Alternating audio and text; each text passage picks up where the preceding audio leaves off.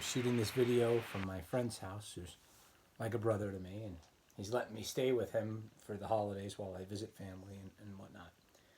It's nice to be down from the mountain. Uh, anyway, I wanted to make a video about what it was like to work in the children's psychiatric hospital on Christmas.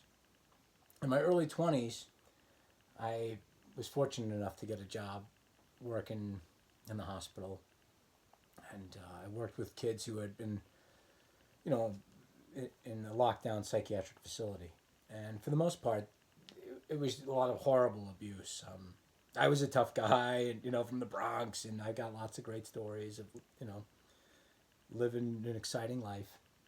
And boy, nothing could prepare me for that. I would see such horrific abuse that sometimes I would go home and cry. I had a room, and I would go and change in the room and hang out there. And my girlfriend at the time, she couldn't quite get it. She would be like, you'd come home and go to this room, and like it was like a decompression chamber. I'd change my clothes and kind of switch roles, right?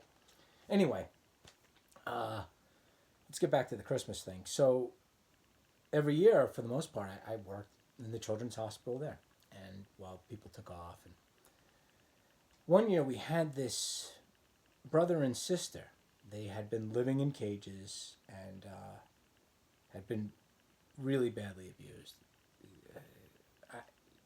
You can imagine it happened to them, and it was really sad. They were scared. They had just been kind of sent to the hospital, and they stabilized, and they were there until we found a treatment facility to put them in. So they were there for Christmas. Traditionally, we would always all the techs and the nurses and even the doctors, everybody would pitch in, and we would buy whatever kids happened to be there over the time gifts. So this one particular year that I'm mentioning, I had brought in cannolis from a Italian delicatessen place called Tully's here. Cannolis from Tully's. And, we got the kids gifts, and we wrapped them up. And we when they woke up, they came out, and they opened their gifts. And it was such an amazing thing.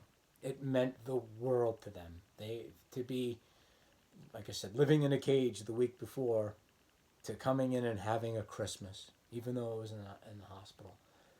And to watch them open their gifts, and to play with each other, and to just to be able to be kids without having the stress of the event was really important for me too, on a human level.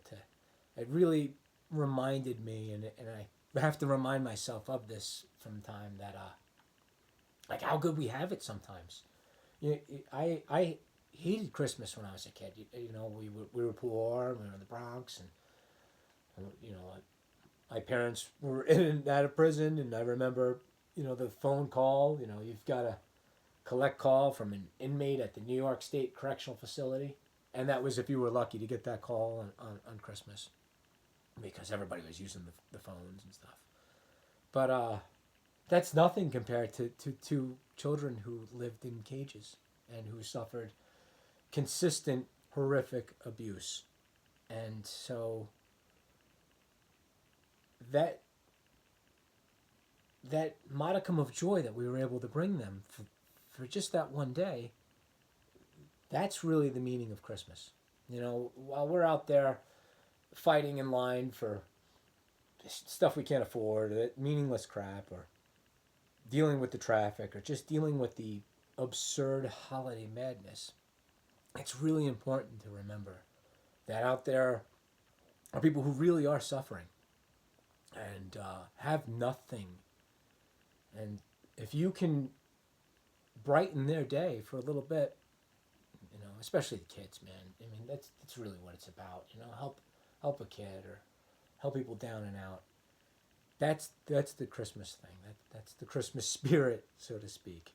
So while we're out there dealing with the consumerism and the stress of not being able to afford anything, or trying to make everybody happy, just remember to do whatever you can to make people enjoy this one day People are sad. People are killing themselves. Life is hard, and we can sometimes do the right thing by making it just a little bit easier for somebody. And anyway, I know I went off topic a little bit, so that was it. That was working at the Children's Hospital on Christmas. For any kid that was there, we made it our Christmas. And I've had a lot of great Christmases since, but those were always important to me. I kind of looked forward to it. It was, oh, I'm working on Christmas, but I'm going to do something good. And every time I left that one day, I had joy in my heart for a brief period of time. So, do what you can. Be safe.